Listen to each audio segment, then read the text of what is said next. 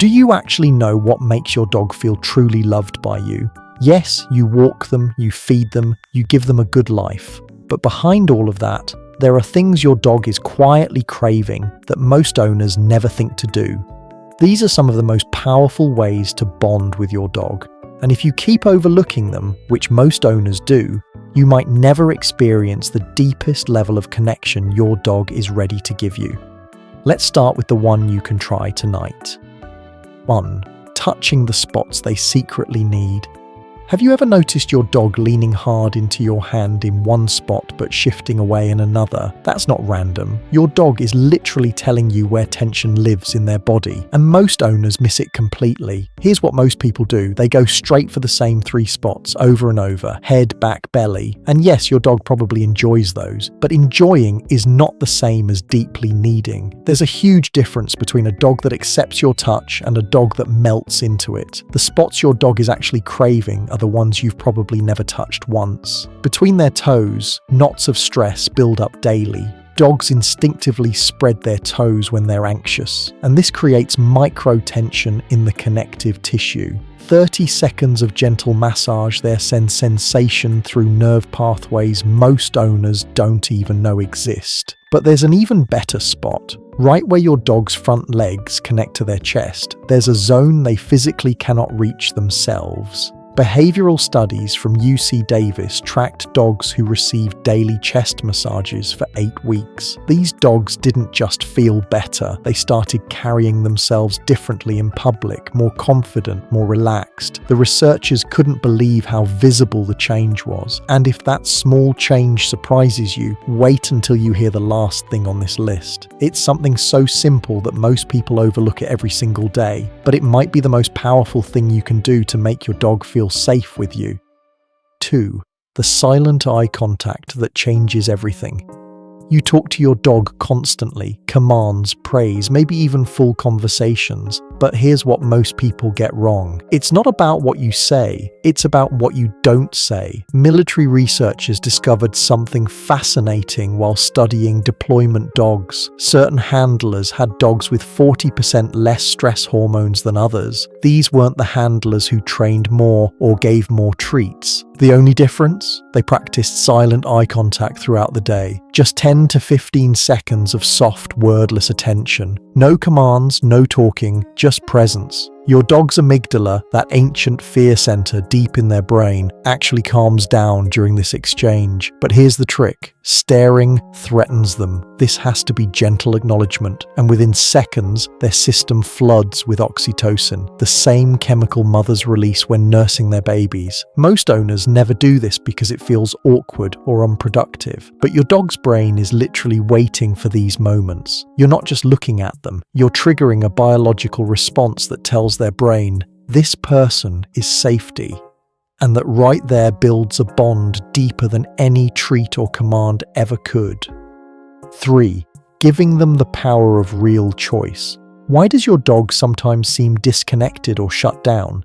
You're calling them, they look at you, and they just don't respond with that spark you're hoping for. But they're not being stubborn. You're just controlling everything without realizing it. Think about it. You decide when they eat, where they sleep, when they go outside. Your dog makes approximately 0 real choices per day, and that's slowly draining something important from them. European researchers studying working dogs stumbled onto something unexpected. Some handlers were inconsistent, and occasionally their dogs would ignore a command. The handler would just shrug and move on. This sounds terrible, right? Like bad training. But these imperfectly trained dogs outperformed the perfectly obedient ones in problem-solving tests, and they showed stronger bonds with their handlers. The fix is simple, but most people never think of it. Once a day, offer something optional. Hold out the leash. If your dog doesn't come immediately, put it away for 5 minutes. No disappointment, no frustration, no reaction. Some days they'll refuse just to test if the choice is real. And that's exactly what you want. Their brain creates entirely new neural pathways when they realize they have genuine agency. This isn't about losing control. It's about giving them one tiny moment of autonomy in a life where everything is decided for them. Once you start doing this, you'll notice something shift. Your dog will engage more willingly, respond more eagerly, and come to you because they want to, not because they have to. That's not just obedience. That's trust being built through freedom. And hey, before we jump into the next one, if you're learning something new about your dog right now, hit like and subscribe. It helps us reach more people who want to understand their dogs on a deeper level, just like you do.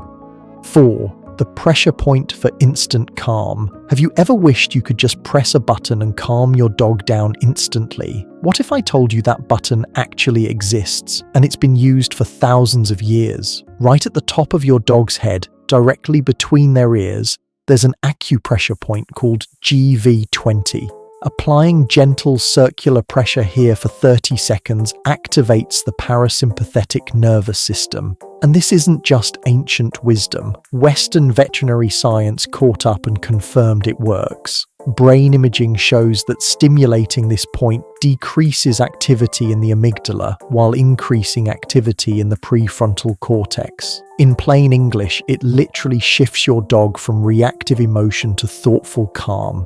This technique is incredibly effective during moments of overstimulation. Your dog is too excited about visitors, too anxious about car rides, too reactive on walks. 30 seconds of gentle pressure on this spot, and you'll see their entire body language change. Their breathing slows, their muscles soften, their eyes lose that hard, focused intensity. Emergency veterinarians now teach this to owners of anxious dogs because it works when nothing else does. And unlike calming supplements or medications, there are zero side effects. It's just gentle pressure on a spot your fingers can easily find. 5. The 2-minute brain game most owners have never tried. What if the most meaningful thing you could do for your dog's brain takes less than 2 minutes a day? No special tools, no training, just one piece of their regular kibble. Sounds too simple, right? That's exactly why almost nobody does it. Here's what most people do. They take their dog on a long walk and assume that covers mental stimulation.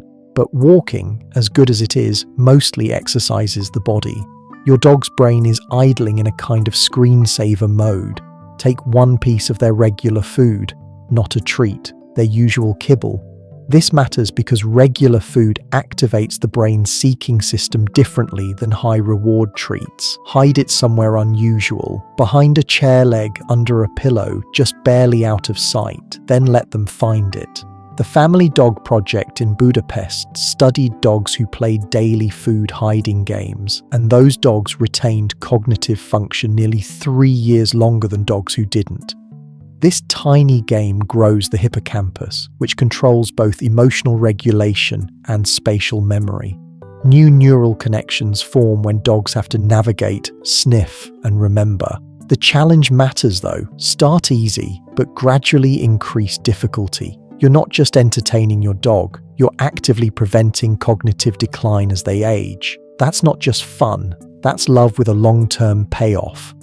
6. Matching their energy before changing it. Now here's something that feels completely backwards, but works incredibly well. You come home exhausted and your dog is bouncing off the walls. Every instinct tells you to calm them down immediately, but that's not how a dog's brain works. Ethologists studying free-ranging dogs, the most genetically natural dogs on Earth, notice something we've completely forgotten. Before one dog tries to change another's energy, they match it first. When your dog is hyped up, you meet them at their level for just 20 seconds. Jump, greet, engage fully, then slowly guide them toward calm. That moment of synchronizing does something powerful inside their brain. It strengthens the anterior cingulate cortex, a region responsible for emotional flexibility. Dogs whose humans match before redirecting show 50% less reactivity to sudden changes. They learn that emotions aren't dangerous and that transitions are safe.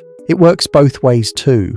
If your dog is resting and you want to engage them, don't jolt them with sudden energy. Start where they are, then build up together. This one technique alone can transform your entire relationship. 7. Sitting on the floor at their level. What if the most powerful thing you could ever do for your dog costs nothing, takes no effort, and doesn't involve food, toys, or even touching them? This is what I was talking about earlier. The one thing so simple that most people overlook it every single day. Just sit on the floor. That's it. No agenda, no reaching out to pet them, no calling their name. Just lower yourself to their world and exist there for a few minutes. Think about what life looks like through your dog's eyes. Every human in their world is a giant. You tower over them when you walk. You lean down from above when you touch them.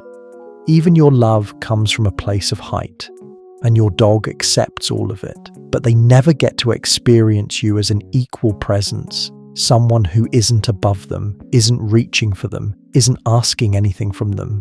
When you sit on the floor, something quiet happens. Your dog notices. Maybe not immediately, but they will. You might see them glance over, then slowly move closer, maybe sit near you, not on you, just near you. That space between you isn't distance. That's your dog choosing to be with you on their own terms, without any pressure. Played with them the right way, but because you made yourself small enough to meet them where they are. Now here's the thing, your dog can't tell you what they need in words, but their behavior speaks volumes. If you've noticed anxiety, restlessness, or distance in your relationship, it's probably not a training problem, it's a communication gap. Start with just one of these tonight. Pick the one that resonated most with you, try it for 7 days, and watch what changes. And if you found this helpful, hit that subscribe button so you don't miss what's coming next. Your dog is counting on you to bridge that gap.